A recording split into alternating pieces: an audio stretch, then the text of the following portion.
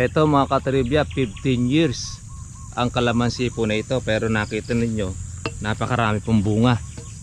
Kaya kahit 15 years po ang kalamansi, basta't maganda ang alaga, maganda pa pong magbunga yan ang kalamansi po natin. Basta't nasa pag-aalaga yan, basta't kaya lang pong abutin po nung mamimitas, tuloy ang transaksyon. Ayan, ang dahil pong bunga ng kalamansi. 15 years po, pakikinabangan po yan. Kahit nga abutin po ng 20 years yan, basta't punong-puno ng bunga eh. Basta't maraming bunga. Ayan, shoutout kay Jay, nakayo kanya punong-puno yung bunga ng kalamansi. Asan ang ating kalamansi?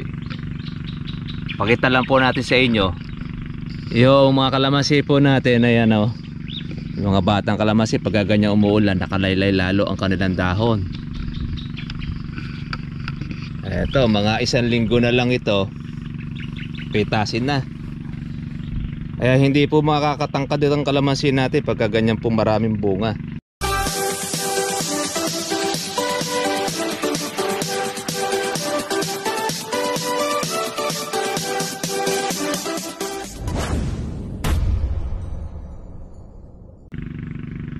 Kamusta na mga katribya? Magandang hapon sa inyo lahat at maraming salamat po sa ating mga bagong subscriber. Ngayon tuloy po tayo sa ating vlogging, lalo na po sa ating mga sumusubaybay ng ating kalamansi trivia. Ngayon, magandang balita, nakahagip po tayo ng biyaya na mula po sa langit. Mula po siya na masasabi naman natin na hindi naman po ganun kalakas, pero okay na rin po siya dahil ayun, nakabuti sa ating kalamansi. Una-una, yung ating problema ng karamihan, yung pong malagkit. Pagka po kasi nag-uulan na ganon, nakakatulong yun para lalong mahugasan ang ating kalamansi.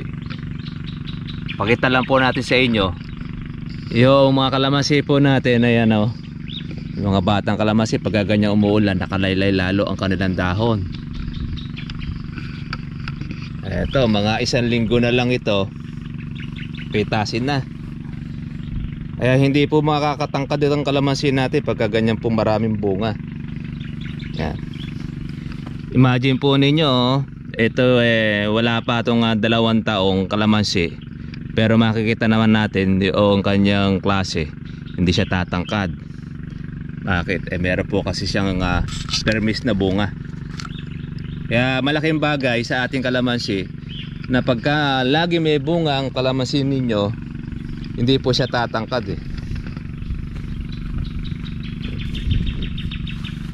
Hindi pa po nagtuloy yung ima niyan, pero kita naman natin ang ganda ng kanyang bunga. 2 taon yung ating pinasyal mga katribyan na kalamansi na 2 taon sa Peñaranda, ay nako, ang tayog, matangkad siya. Pero maganda naman po yung pagkabilog. Yun ang maganda pong pamungahin, dahil pag malalaki yung sanga niya at medyo mataas na, may marami pong ilalamang bunga yon.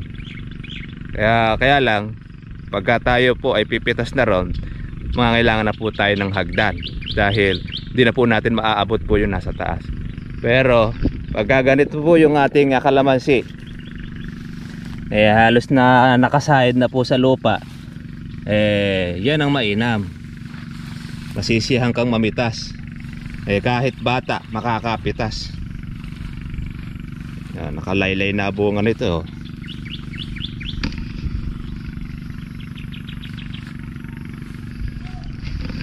1 linggo na lang po mga katribya ang pararaanin nito, at tiyak na ito pwede na po siyang mapitas. Lalo na po ngayon, kamahal na po ng presyo ng kalamansi, kaso nga lang ito, yan, makukuha na yan, pupersa na. Kaya lang, wala pang ganong timbang ito sa red bag. Kaya yun talagang regular na kalamansi talaga, pagka yan ay palalakihin mo. Yung isang piraso ng kalamansi na ganito ay halos 3. Yun talagang malaki, 3 nito or doble. Yung ginagawa ng iba, pinlalaki yung kampungan ng kanilang kalamansi para mabigat sa timbang, mabigat sa kilo. Kaya lang di lang natin malaman kung magkano naman ang presyo. Kaya iba, kahit na maliit yung kanyang kalamansi, basta't mahal ang presyo, mapipitas na. Gaya niyan. Pagka ito, lumaki-laki lang ng konti ito, nagustuhan ng buyer, titirahin na po yan ng mamimitas. Titirahin na rin yan ng buyer. At obligado rin po mga ka-farmers, ito bawasan. Pag ito kasi mga katribya ay hindi po binawasan, hindi po makakalaki po itong mga panunod na yan. Yan po ang technique sa kalamansi. Kailangan ito ay uluhan para lumaki yung panunod, lalo na pagka maraming bunga. Pero kung madalang ang bunga nito mga katribya, ito ang magiging size ng kalamansi niyan, malalaki pagka madalang. Pero pagka ganyan pong karami yan, obligado talagang bawasan. Kung sa bagay, okay na rin po na bawasan, ikaw na mauna, kaysa naman yung mga tulonggis ang bumawas dyan, ay lalo ka namang kawawa. Kaya mas maganda, unahan mo na sila habang may presyo. Kaya lang ito, hindi pa masyadong titirahin ng mga tulonggis. Bata nung kalamansi, siyang talagang bonsai. Yan ang kalamansi po namin dito sa Cabiao. Talagang basta't pagka nagbunga, hindi po siya tatangkad.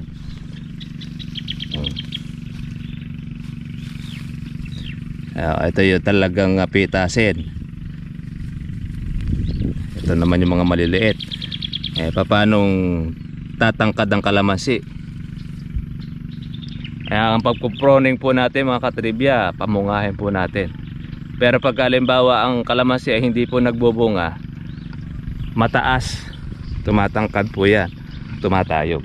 Pero pagka nagbubunga, kita naman ninyo, nakasalansan, salansan ng bunga. Kaya sulit ito, 2 taong kalamansi, pero daming bunga. Konti na lang yan, lalaki na ang bunga rito. 1 week, makakatikim na siya ng presyo ng kalamansi.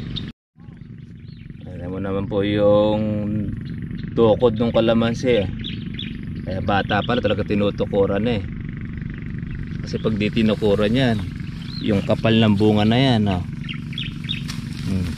mabigat yan, nakasalansan kaya obligado talagang tukuran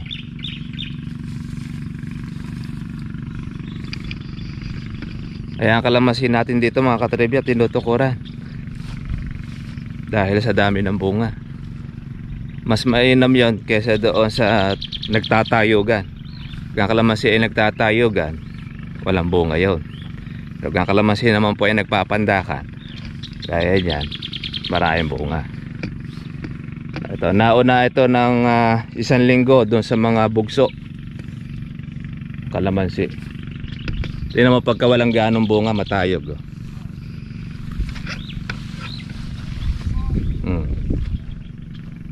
Yan ang isang pangit sa kalamansi. Pagka tamad magbunga, tumatayog siya. Pero isa doon sa kalamansi, pag masipag ang bunga, hindi siya tumatayog. Tingnan mo, matayog siya pero walang bunga. Pero pagka mayroong pandak, ay grabe bunga. Gaya yan.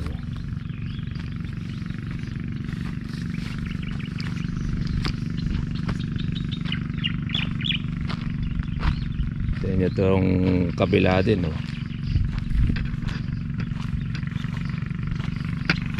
halos magkakasabay ito sa pag-aalaga. Ito malapit na rin itong pitasin. Meron na rin ito ibang mga malalaki. Makakabawas na rito yung nag-alaga.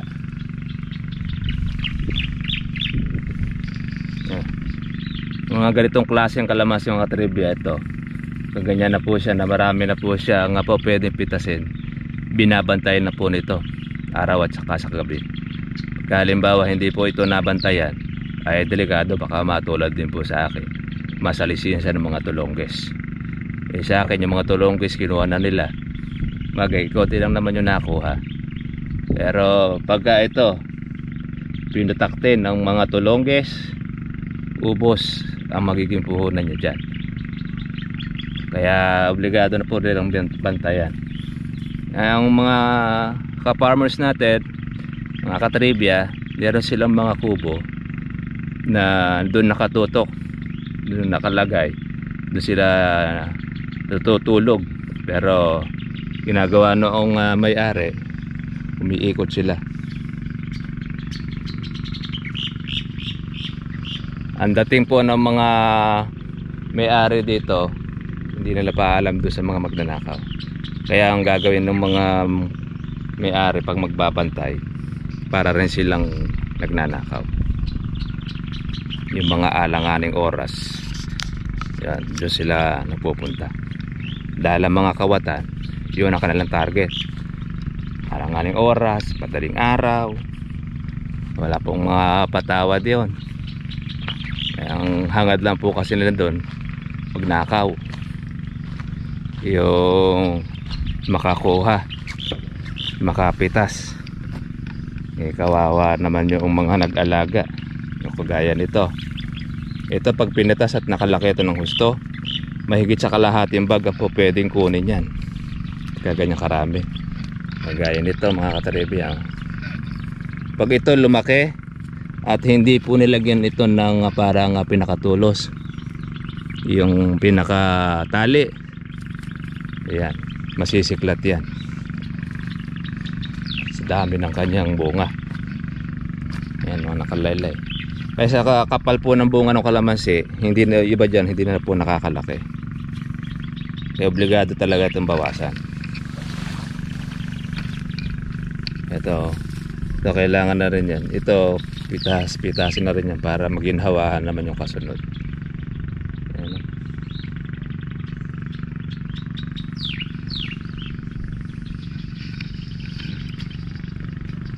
Ang kalamansi natin dito mga katribya, hindi na po sila inosente sa pagpapabunga. Kabisado na rin nila pamamagitan ng pagbubunga na yung pamamaraan. Nakakita alam na rin nila yung pagkatali-tali na sanga na yan, o ng mga leteng. Yan, nakalatag na sa lupa yung bunga ng kalamansi. Yan, meron rin siyang tulos para doon sa mga kalamansi hindi siya mabisaklat. Yan, kagaya no, meron na siyang nabisaklat. Hindi masyado niya naagapa, bumigay na. Buti hindi nagtuloy. Meron siling siyang demonyo, talbusan.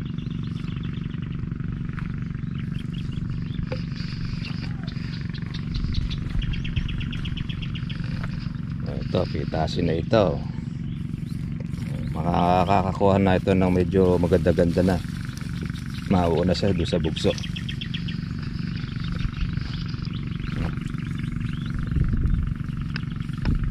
Ayan o. Okay na yan. Ito yung sinasabi namin sa inyo mga katribya, na naputol. Ano? Hindi siya kagad natukuran. Kaya bumisaklat.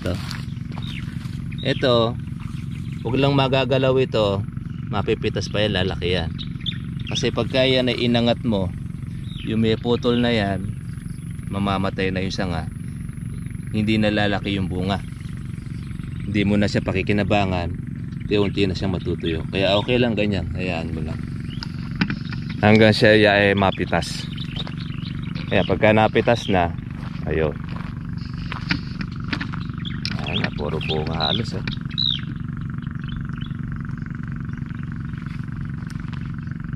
Yan, nakakatuwa lang sa kalamansi natin pagka ganyan kayong mag-aalaga. Hindi po makakalaki puno, hindi makakatangkad ang kalamansi ninyo. Permis po siya na ganyang bonsai, maliit na puno ng bunga. Ganyan, lumalapad yan. Kaya dyan na nga po yun tutukuran.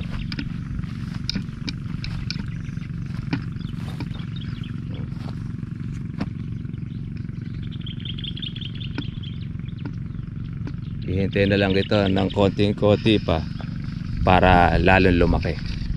Kaya mapapayo natin doon sa ating mga kaibigan, kaya po okay ng pitasin ng inyong kalamansi, maganda na ang presyo. bawasan na ninyo, kunin nyo na yung inyong ginastos, ang inyong pinang-alaga, para matitira na ng iyong pitasin, magiging neto. Kaya yun po ang ating tips na binibigay po sa ating mga kasama. Dahil pagka nagpitasan na po ibang mga mararami niyan, tiyak gagalaw ang presyo niyan, maaaring bumagsak. Maliban na lamang kung yung ibang mga may-ari ng kalamansi ay hindi nag-alaga, at konti lang nag-alaga, magiging siwang ang kalamansi mo. Pero pagka marami nag-alaga at maraming bunga na kagaya rito, maabutan ng baba kalamansi mo. Ngayon pag inabutan ng baba ang kalamansi mo, ay mas maganda palakihin mo na. Ganang lang makipag-agawan doon sa mga gustong pumitas kahit sa magkano ibibigay, para hindi mabarat ang inyong kalamansi. Ito mga katribya, pagkatapos po na napakinabangan ng mahabang panahon ng kalamansi, ito na ngayon ang pinaka-last na pakinabang niya, ang kahoy. Kaya dito sa amin libre na po tayo sa kahoy. Kaya pagka mayroong nagpatay ng kalamansi, ayan, binibigay po nung may-ari po yung kahoy para maputol. Ayan, matanda na po itong kalamansi na ito, siguro mga nasa 16 years. Yan, 16. Kaya hindi na po masyadong pinagtutuloy ang bunga ng kalamansi na o inaalagaan, dahil malakas na po kasi sa abono pagka ganyan na po katanda. Kaya ang gagawin na lang po ng mga may-ari para mapalitan ng bago, yan, mimigay na lang po yung kahoy para pakinabangan ng iba, magamit na lang din pong panggatong. Kaya magandang pakinabang po ang kalamansi natin sa ganito, malilibre ka ng gasol. Kaya yan yung ating kaibigan na puputol ng kahoy. Siguro pag naka-isantod din ganito, aba, yung isang gasol baka sobra-sobra pa. Kung ilang buwan mo magagamit yan, pakikinabangan. Ano? Kaya mag-aalan nyo, maganda rin itong uling. Ito yung mga puno na ganyang malalaki, inuuling din niya. Kaso nga lang, kaya lang matyaga lang din yung mag-uuling yung marunong, kasi hindi siya tuwid kagaya na sa mangga. Pero magandang uling itong kalamansi. Imagine ninyo, 15 years. Kaya lang hindi po siya tumangkad ng tumayog na tumayog. Kaya pinatay na para magamit na pangkahoy. Kahit na ganyan yan, may bunga pa rin siya. Tuloy pa rin ng tustos. Ito yung ating kabarangay na busy. Kumusta nga ate? Kumusta pangangahoy? Okay naman, mahirap. Kayo naman po dito malilibre tayo sa gasol dyan. Oo nga. Kamahal lang gasol ngayon, mga 1 buwan, 2 buwan na malibre kayo, malaking bagay yan sa pandemic. Natin naman, meron pa siyang yung dapo. Pag matanda na yung kalamansi, meron ganyan lumalabas, yung mga dapo na yan. Malaki na rin naputol dati konti pa lang Ayan, pinamihagi na po itong kahoy na yan para lang matanggal yung ating mga kaibigan. Malawang ito, halos 1 hektarya.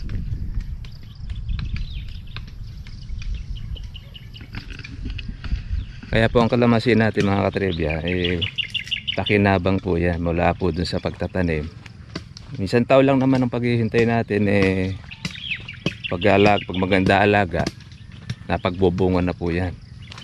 At nagbunga na yan, dire-diretso na hanggang sa 15 taon magsasama kayo, hanggang 20 years, hanggang gusto mo. Hanggat nagbubunga at kaya pang abutin ng mamimitas, tuloy ang transaksyon sa kalamansi. Pero pagka hindi na kayang abutin ng mamimitas yung kalamansi, nasa ituktok na, pinuputol na siya, gaya niyan. Pagka pinutol at kinahoy na, papalitan uli ng bago. Ayun, panibagong arangkada na ulit. Ito mga katribya, 15 years ang kalamansi po na ito, pero nakita ninyo napakarami pong bunga. Kaya kahit 15 years po ang kalamansi, basta't maganda ang alaga, maganda pa pong magbunga yan ang kalamansi po natin. Basta't nasa pag-aalaga yan, basta't kaya lang pong abutin po ng mamimitas, tuloy ang transaksyon. Ayan, ang dahil pong bunga ng kalamansi. 15 years po, pakikinabangan po yan. Kahit nga abutin po ng 20 years yan, basta't punong-puno ng bunga eh. Basta't maraming bunga. Ayan, shoutout kay Jay. Kayo kanya punong-puno yung bunga ng kalamansi.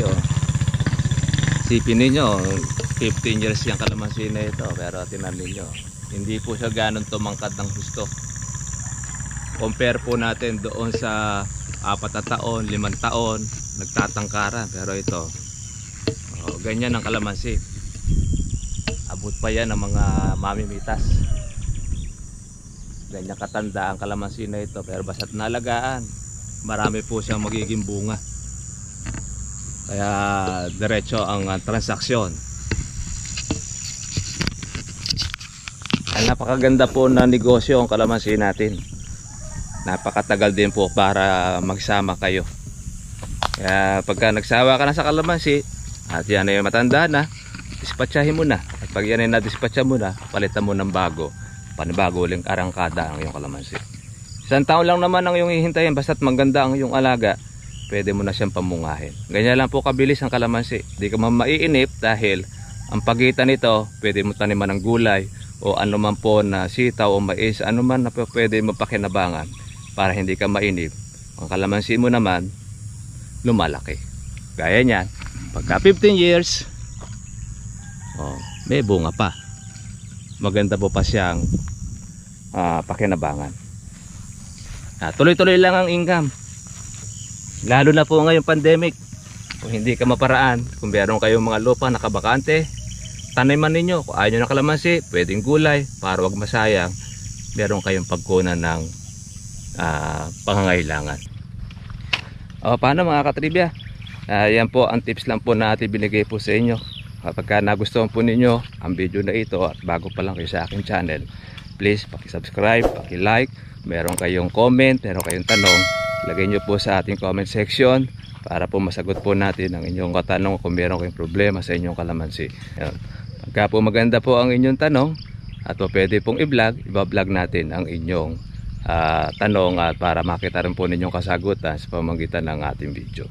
Kaya paano po mga katribya? Ako po si Kuya Berhel Bunag. Lagi natin natandaan, karunungan at ang kaalaman ay may katumbas sa kayamanan. Magsipag at mag-aral ang mabuti upang ang ani ay dumami. Thank you for watching. God bless all. Kita-kita lang tayo bukas. Bye bye.